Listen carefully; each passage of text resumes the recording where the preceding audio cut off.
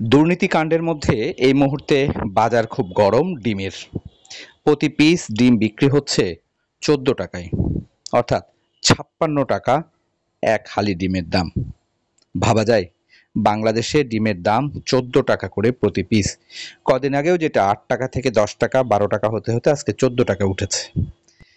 আপনারা দেখছেন সেটি একটি বাংলাদেশের অন্যতম বড় পোলট্রি মুরগির খামার, যেখানে এই খামারে প্রায় লাখখানেক মুরগি আছে যেগুলো প্রতিদিন এইরকম ডিম পাড়ে, এবং এই ডিমের এই যে প্রসেসটা দেখেন, পড়ছে কিন্তু ভাঙছে না। মুরগি ডিম পাড়ার পরে এভাবে ডিমগুলো কিন্তু লাইন ধরে পরপর এসে জমা হয়। এরকম 5-7টি মুরগির যে লাইন আছে সেই লাইন থেকে ডিমগুলো আসে, উপর দিকে মুরগি খায় আর এদিকে ডিম আস্তে আস্তে পড়তে থাকে। এবং এভাবেই এই ডিমগুলো এখান থেকে একটা কনভেয়ার বেল্টের মতো আছে, যেটা দিয়ে আস্তে আস্তে এক জায়গায় জড়ো হয়, জড়ো হয়ে যে আগের যে জায়গায় দেখালাম সেখানে আস্তে আস্তে উপরে উঠে যায়। মুরগিরা খাওয়া দাওয়া করছে, এখানেই থাকে, এখানেই বড় হয়, পাশাপাশি ডিম পাড়ছে। এই খামারটির মতো বাংলাদেশে অসংখ্য বড় বড় খামার গড়ে উঠেছে, যে খামারের মধ্যে এভাবে ডিম প্রসেস করা হয়। এই ডিমগুলো এখানে সংগ্রহ করার পর সেটা ধুয়ে পরিষ্কার করে এভাবে খাঁচিতে ভরা হয়। যারা খাঁচিতে ভরতে দেখছেন, দেখেন উপর থেকে কিন্তু ডিম পড়ছে। এই ডিম কিন্তু আমাদের পুষ্টির যে চাহিদা মেটানোর বড় একটি উৎস, এই পোলট্রি মুরগির ডিম। এখানে একটু বলে রাখি, মুরগির ডিম 14 টাকা হলেও 56 টাকা ডজন বা যে দাম আমরা দেখছি বাজারে, এর সাথে কখনোই আমরা একটা জিনিসের তুলনা করি না, সেটা হচ্ছে হাঁসের ডিম। হাঁসের ডিমের কিন্তু ডজন যদি নাও বলি, হালির পরিমাণ কিন্তু যদি টাকার অঙ্কে বলি, সেটি কিন্তু 70 টাকা। অর্থাৎ বরাবরই কিন্তু হাঁসের ডিমের দাম অনেক বেশি।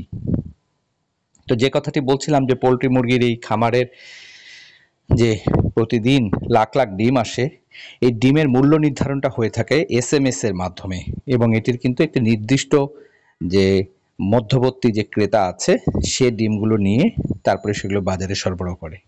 অনেকেই প্রশ্ন করেন যে SMS দিয়ে ডিম বিক্রি হয় কেন, বা একজন ক্রেতার কাছেই কেন প্রতিদিন নিয়ে ডিম বিক্রি করতে হবে।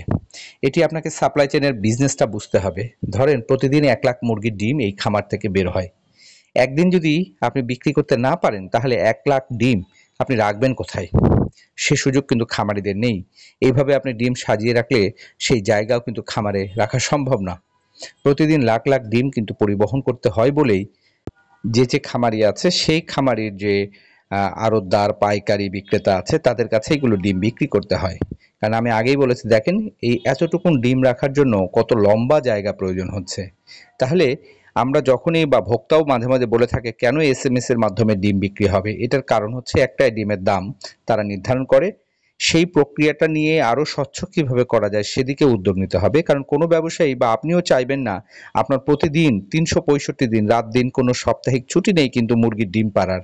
মুরগি কিন্তু কোনো ছুটিতে যায় না, বলে তার খামারের মধ্যে তার ডিম পাড়াটাই তার কাজ, খাবে আর ডিম পারবে। সে বলে প্রতিদিন যদি এই ডিম সংরক্ষণ করতে হয়, এটি কিন্তু খামার ব্যবসার জন্য সম্ভব নয়। এই প্রক্রিয়ার জন্যই কিন্তু তারা তাদের সাপ্লাই চেনে ডিমটা বিক্রি করে থাকে।